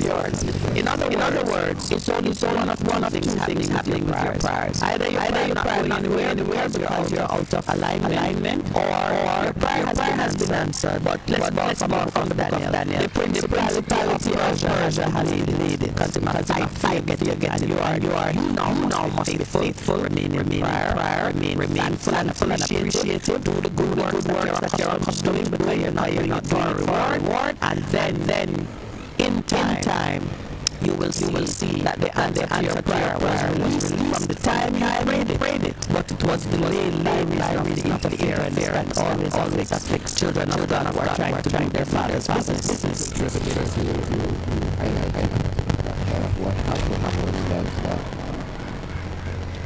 when Daniel prayed, it says the same day he prayed, the answer was set. But the Producer is asking for a little station break, and I don't want it to be short on that, because that's a very important key right there you're exposing. We'll be right back. Best 100 FM is the authentic voice of Jamaica, promoting your prosperity with better vibes and better music. Let us promote your goods and services for you. Advertise with us. For more information, call our office at 876-276-8935. That's 276-8935. This is your beloved Pastor Percy from the Morning Connection. Support our commitment to Jamaica by joining us on Wednesday mornings at 7:30 when we pray for the nation. Show us you care. Advertise with us. For more information, call our offices at 876-276-8935. Best 100 FM is the authentic voice of Jamaica, promoting your prosperity with better vibes and better music. Let us promote your goods and services for you. Advertise with us. For more information, call our office at 876-276-8935. That's 276-8935. This is your beloved Pastor Percy from the Morning Connection. Support our commitment to Jamaica.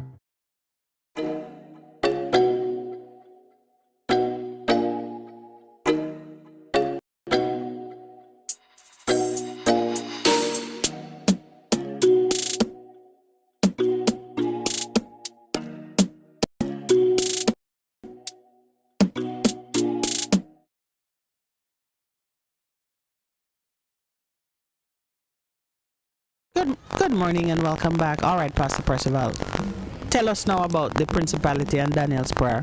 Yeah, so the fact simple was that the word says the same day you prayed, it was answered. And people ask a question earlier, how do we fight? I say supernaturally, because you have to fight in that realm before you see the manifestation in terms of what happens physically. So there was literally, some people would say a sword fight was happening in the spirit between the principality over the region versus the angel who came down and fought him off and says, no, this is the answer and you can move on in regards to what happened. So a lot of the times we pray and we said, but we're not getting any answer. That's why one of the things you have to continue to persist in prayer, because that is when the results come. Because some of the times you don't even know what is happening in the realm of the spirit in terms of what is seeking to stop your answer. And when your answer comes, you will have a testimony and you'll say to God, do it again, to show him that he has ultimately been defeated. Because when you come over into the New Testament and it speaks to the fact that Jesus made an open show of principalities and powers and ruler spirits, and then he, as you know, in the Roman context, he led them captive, because when the guys came back from war, you know what they do when they presented themselves? All of the destroyed or the foes or the kings or the princes that they brought them to say, look, these are the trophies. So I want to encourage people, don't give up, because you know what has happened before. We operate from a place of victory because he has defeated them, but he's going to do everything in his power to stop you from getting what is rightfully yours. Such as the interference of the principalities. And powers. Yeah, we have to defeat them and continue to fight. Yeah. But we have the victory. Because him say from the first day, you got the answer. But because he knew what was at stake, him do everything to stop it. But you have to continue to persevere in terms of what God is doing in your circumstance and situation. Go ahead. We're talking about what he said. Spoke, Oh, Hosea? You want me to speak more about Hosea? Yeah. Okay, because I had also, so first there is what the prophet said about unanswered prayers and, disobedient priests. Not a word they say or nothing they do is making a difference. So it's not happening in the courts of heaven. Right. So those who say, why are the prayers? Just know that is a simple answer. You can tell. And you can tell it, based on some of the churches and so on. You can't go in a church and know that nothing happening in that church, except it's just a place where people meet occasionally, and the tithing is really for the benefit of the church administration. Well, listen to this. Yes. So there's this gentleman that was praying. This is somebody was writing and they were praying, and he went to this church and him doing everything to be involved, to be impactful in terms of what his vision of the church was. So he's up there praying, and God responded and said, well, I wish you the best. Because it's a long time I try getting at this church myself, but them block me from coming in. That's a good story. Yeah, the man I said, God, me I try to do everything to him. Said, I wish you the best, cause I've been trying to get in for a very long time, but they have blocked me. Which goes back to the fact that, which highlights a point. God has given us responsibility and dominion over the earth. And he will not intervene if we don't ask, if we don't invite him in to come in. Yes. So we have taken a decision. So we'll do is all right. Yeah. So God, we don't need you. And a lot of churches have done that, Me know of churches that have said our programs and things are right. We don't need God, the Spirit of God in there. You don't want God to come interfere. No one God come interfere with what we are slow doing. it down. So you ask, no, it's a serious thing, man, in terms of what they're doing. Yeah. And what you see written in the Bible, and them say, no, man, that's enough for we. A simple thing like love your neighbor and doing things. They say, no, man. That is why some people are saying that for a lot of churches it's like a social club. Right. It's been reduced to a voluntary society. Yeah, man, we can't. And it's a wake-up call. We don't even know the things God is issuing a wake up call to His church. Can remember this, a theme church. Mm-hmm. It's His bride. It's His bride. It's not we. And when you think of some things, you have to keep reminding a lot of us as leaders, a family church. And he said, I will build my church. He never asked us to build no church. We are to make disciples of men. Yeah. And then He'll organize them in a church. Spirit. But there's a book that I'm very fond of reading. It's by Bill Hammond. Something on the prophetic. He tells a story of how he went to a church and he gave a word, and he spoke, and a pastor, a visitor to the church, came to him afterwards and said he wanted guidance concerning his wife, and the complaint he made was that his wife is holding him back and he feels that God wants him to divorce her. So, Haman says he explained that he's not sure that is really how God operates, but what is the problem? Pastor explains that he feels he's to go into deeper ministry, but his wife is not supporting it, and she's holding him back from serving in the way that he should, and he keeps thinking of all the people who he could have ministered to but have not done so because of this wife who is holding him from serving God. What is your first ministry? So anyway, time passed. He came back to the church, saw the man, asked him how were things. The man said, well, he's still married to the same wife. Deeper inquiry revealed that he had done the right thing he went into fasting and prayer, and God said to him, if you can't deal with your one wife, do you think I'm gonna let you loose on my bride? I just thought that was a funny story. It's time for a break. No, all right, yeah, 9 o'clock hour. Let's take our break. Please stay with us. We'll be right back.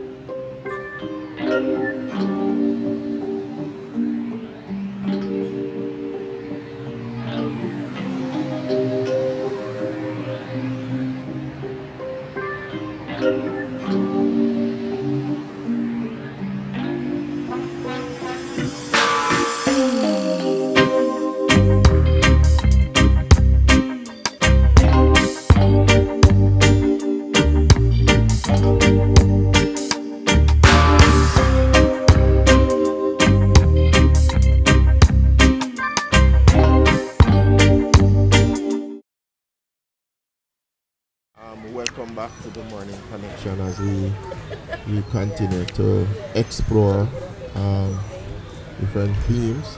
I want us to shift a little bit. We were talking about responses to prayer.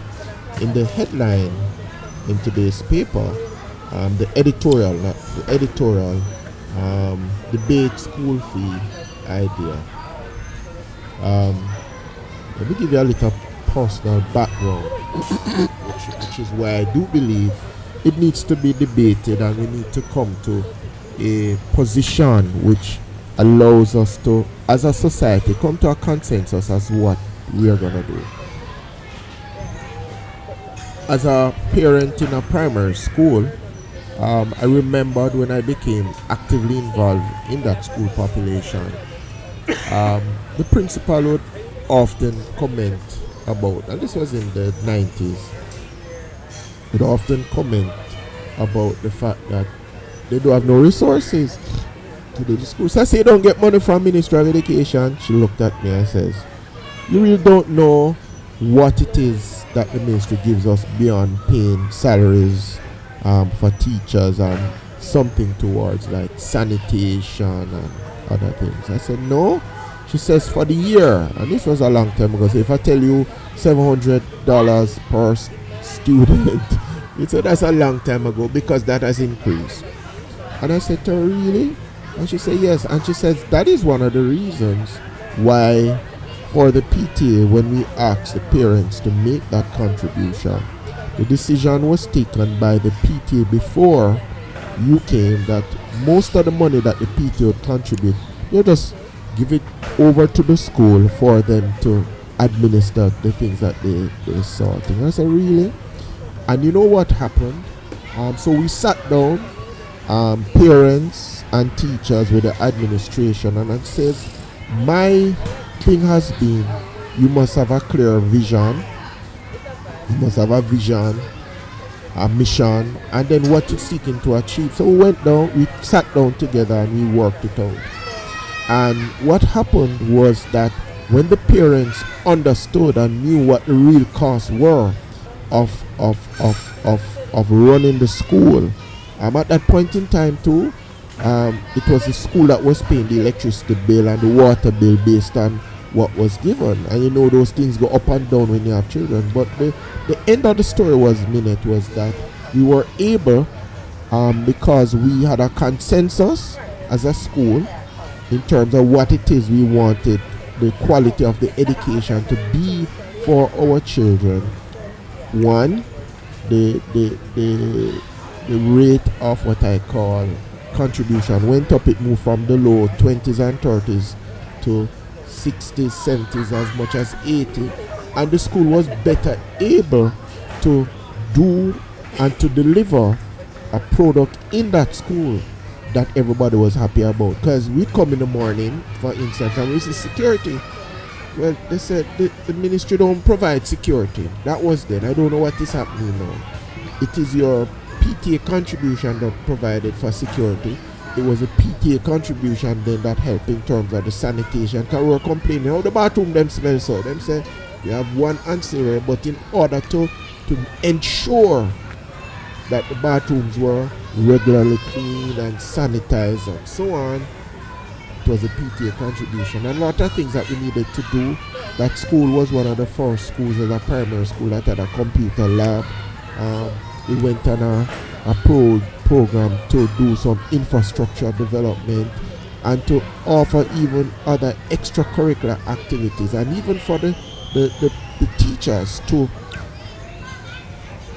teachers they had appreciation that was a group thing instead of whether you like the teacher or not. So that is what in my own mind the contribution did in terms of developing the quality of education. And so it has come back because in the Patterson report they have spoken about that. And I think what has triggered this debate is that Grace Baston, who is the principal of Campion College, and they have a well worked out scheme. May I ask a question, Percy? Yes. What would be the objective of the debate? You know, like when you, even in school debate, there's usually a moot and some possible conclusions that could arise. What would be the object of the debate? I'm looking at what the Gleaner 2 says, debate school fee idea. Where is it to be debated, by the way? Is this like a public debate, or is this being debated in Parliament, or zero in on it for me, because I'm looking at it and thinking, why should we debate anything? The government must pay for education and pay properly and fully. And the Prime Minister know that no child should be excluded from education by reason of an inability to pay fees. Because poverty is not a condemnation to lack of learning.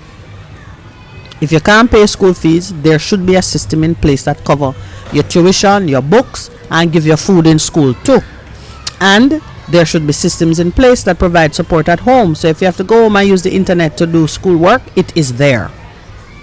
I don't require a debate to be committed to that. I don't think a single parent wants to hear it debated. So I'm trying to. I'm saying. What would they debate is what I'm curious about. Because right at this point in time, and who would be the debaters? it must be the parents, the major stakeholders in the system, the government, which is a major stakeholder in the system. Because right at this point in time, yes, we say education is free, and you must not do it. But is it really free? No, we know education is not free. It costs plenty money, but it is money that we as taxpayers should cover through a government. Right, so the question in my mind, even with what the government has allocated, is insufficient. And we've talked about, all right, with what? This is, you mean the 11,000 to which they added they added 17,000. Oh, go, and it's still not sufficient. Not sufficient. So in 2020 it was 11,000 per student, and they allocated an additional 17,000 per student to high schools. And you see it in terms of what is delivered, because when you do that and what the real. So the question, the debate is, what is the real cost of education at the primary level? What is the real cost of education at the secondary level? And what debate is, what do we really need to do? Do we need to shift in? Because the truth is, before that we were talking about 11% to GDP. The fact is that instead of getting bigger, the pie getting smaller. And so the debate will be, all right, what would be the debate? You haven't educated me on that yet. No, but I'm saying the debate should be, how important is education to us as a nation, and then what are we willing to allocate to prioritize the movement? Is that the debate that you would like to see conducted, or that's what the Gleaner is calling for, or others are calling for? Because you and I know that we don't need a debate on how important education is to the future of our country. We also don't need a debate as to whether or not we can afford to pay for education, because the Patterson report made it clear that we are spending enough, more than enough, than is required to achieve the agreed and decent objectives. In other words, there is enough money in the sector now to do it right, to reallocate what you want to reallocate. And you can't really debate what the real cost is, because the real cost is the real cost. It just needs to be ascertained by the right professionals. And then what next? And then what next? Once you have ascertained what the real cost is, then you reallocate from the money you're already spending, because it means you're spending too much in one area that don't need so much than in another area. It's a fixing of priorities, which is really not the subject of a debate, because you have professionals already engaged in the various areas who can do the work. So they must do the work. Per Mr. Keith Duncan, they must give us more efficiency in their productive output. The reason I kind of tackled it that way is because I look at even the Gleaner talk about debate school fee idea, which is what I thought you were borrowing from. And what they want debated is whether schools should be content with what the government give them, and stop pressing parents for auxiliary fees. That's the issue that they are saying should be debated. Should parents be made to contribute more? At a time when the Prime Minister is saying no child should be excluded because they can't afford it. or it's a debate in the conversation or the dialogue Yes, that we yes, should be having. yes. Fix the priority. If that is it, that's a real cause. Yeah. No, as a country, that's something going to get left in the limited resources that we But have. bear in mind, that we are already allocating more than enough to education. So it has to be a question of reallocating your current spend. Not to mention, somebody pointed it out in the chat here. One of our listeners said they noticed that Keith Duncan is not talking about stamping out corruption in the public sector to reduce the waste of public funds. Remember, you cited the amount. How much was it? How much was it? Billions that we lose to corruption. Oh, at GDP, Yeah. 1% of. So no, bear in mind that if you can take that out, if you can put that money back, it would even reduce the wage to GDP ratio. Because the GDP would grow by It would you'd put it back in the right column. God have mercy.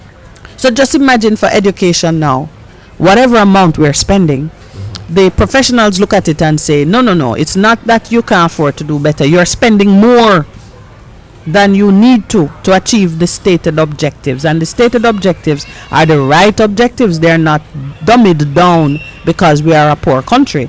They are what any democratic society would set for itself in this modern age.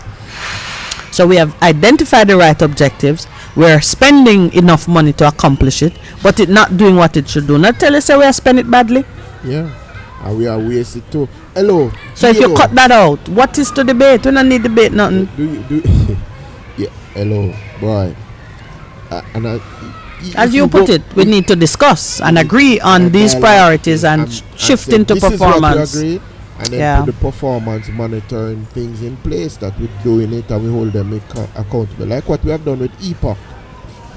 People. I don't want you to say like what we have done, cause we never do nothing. Are we? The puppeteers, the puppeteers refuse to allow the government to just spend.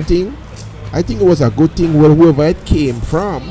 Because again, we have to look at the constitution. But it's a good thing for whom, Percy? You invite no, when Keith Duncan is coming out here telling us that you're off ratio, but I know you have to increase. Why is he even bother telling us that they're out of line with the ratio? When he in the same statement is acknowledging that it has to get worse. And he's not talking about the ratios will get worse because he says, I know that you're doing compensation reform program that has you committed to increasing the money that you pay to the civil service. That means the wages will go up. He has not mentioned one thing about how the GDP would go up, but he has talked about because that's who they are. That's the private sector. Private sector is a monitoring mechanism to monitor what government spending go, but also to have an input. But it's true because they've never said, no, what are we going to do to increase productivity? While the banks, he's a banker.